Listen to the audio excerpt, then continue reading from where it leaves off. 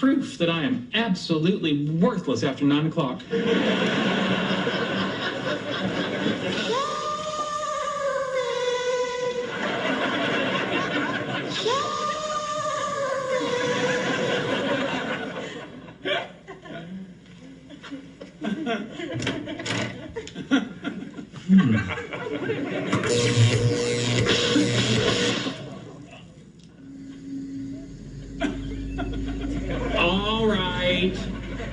All right. I see what's going on. A little pre-Halloween hijinkery.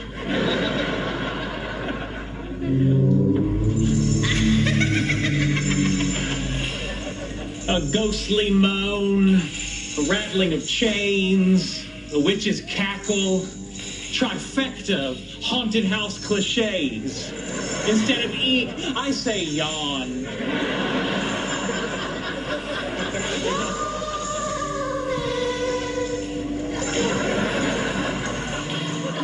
Oh, the walls are dripping blood, which looks nothing like a phenolphthalein indicator exposed to a sodium carbonate solution. See you in hell, Sheldon. And the most frightening thing about that is the missing comma. Okay. All right. That one was clever. Skeleton with phosphorus on a zip line. Come on out, merry pranksters. Take a bow. You should have seen your face. Yes, there's nothing quite like the slightly widened eyes of mildly startled. Come on, admit it. We got you, Sheldon. Please. Fright depends on an element of surprise. The simple fact is, because I am much smarter than you and able to anticipate your actions, it is highly unlikely that you two rubes could ever surprise me. He's probably right. We can't beat him. He's just too smart. Gentlemen. Who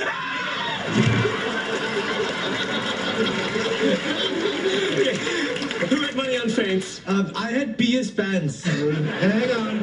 Looks like everyone's a winner.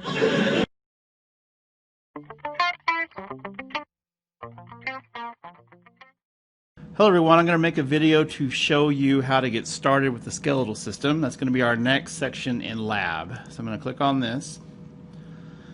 Okay, I'll change that. We're actually in week 7 at this point in the semester. So the axial skeleton. You can divide a human being into axial and what's called the appendicular skeleton. The appendicular is arms and legs. So shoulder, hips, arms, and legs. Now, this week, I'm going to go back to the lab again. So the first thing I gave here, these are called surface markings, the things you have to identify on each bone. And we don't do all of them, but see it says iliac crest, trochanter, ischial tuberosities. Those are all bumps and grooves on a bone. Most of the time they're areas where tendons attach and muscles attach. Like here's a condyle, which is usually a place where two bones come together. They can be rounded. A ramus is considered to be a branch. Facets are flat spaces on a bone. Fossa is a depression, wherever that is right there. It's a shallow base-like depression. A foramen is a round or oval opening through a bone. Here's a notch. Meatus is considered to be what's called a passageway, like there, like it says, canal-like passageway. So you might just take a second, look through, just read through these real quickly. There's a condyle, there's a facet.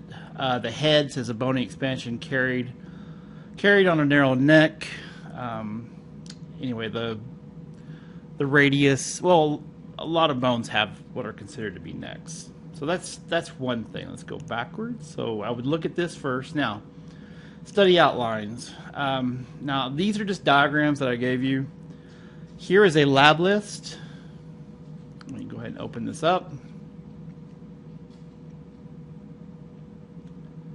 Oops, there we go. So this is your list. These are all of the bones that you're going to be responsible for knowing, and in capital letters is a bone. What's underneath the bone is considered to be the parts or surface markings on top of a bone, like this. Like the frontal bone. And I'll give you an example. It says anterior skull. This is probably it. There we go. So I can make this larger. So here's the frontal bone, right here, the orange, and you see the little hole on each side. That's called the supraorbital foramen. The superciliary ridge is up here. You can kind of see where it's going up there, and it's right here slightly. That's where the eyebrows would be. So those are places or surface markings on a bone. Here's the zygomatic bone. If I go back to the same picture, so the green here are the zygomatic. Here's the maxilla.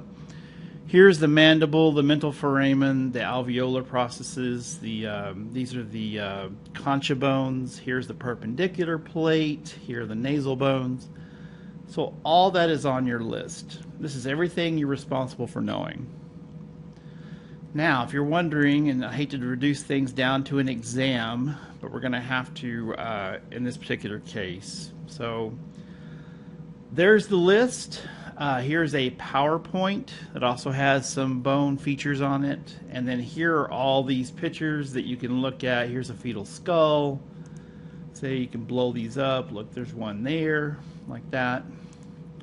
So anyway, those are awesome resources. Now, that was under the outlines. Now, here is the study videos. Here is a link to Visible Body. If any of you purchased Visible Body, I did not require it for your online course. It is something you get in the bookstore. But there is an invitation link that you have to click on to get there. And then here's the actual Visible Body portion here. So to log in. It wasn't something that was required. All right, so under study videos, so we have two things here. It says pictures for video.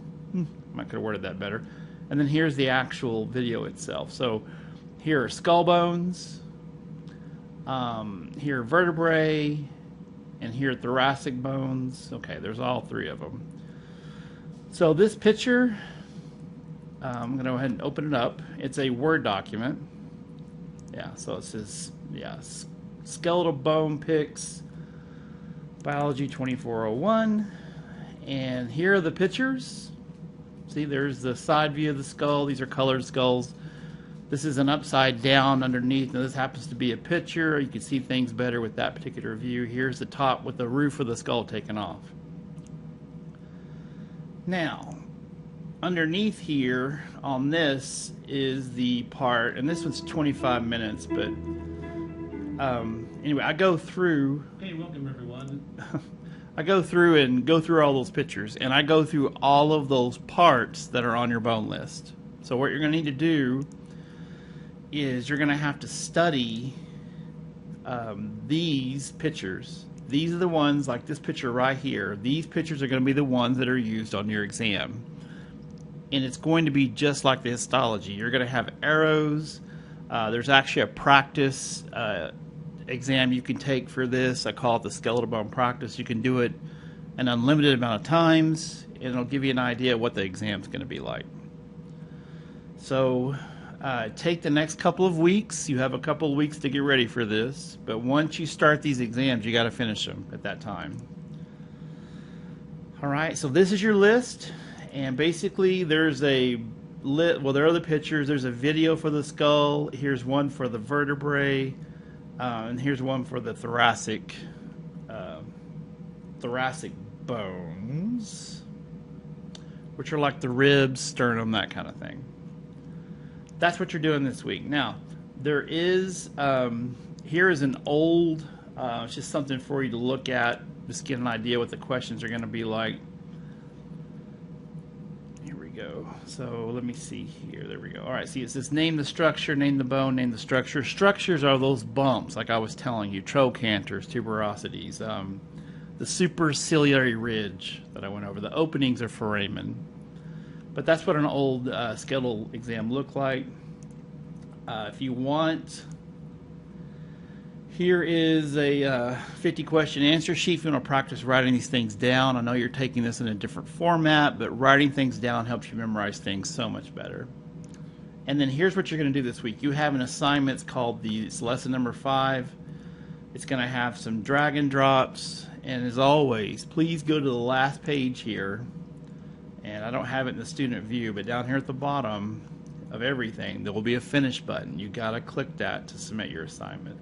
So here's some pictures, some diagrams. Those videos are not great, but then down here at the bottom, you can do some drag and drops. Here's a pretty cool little, there's the sternum there. It's a little dark, but you can see it. But that's what you're going to be doing this week, and I'll make another video for next week. And I'll be opening up next week very early on, probably on Tuesday, and that way you have plenty of time to study. All right, so that's what you're doing this week in lab.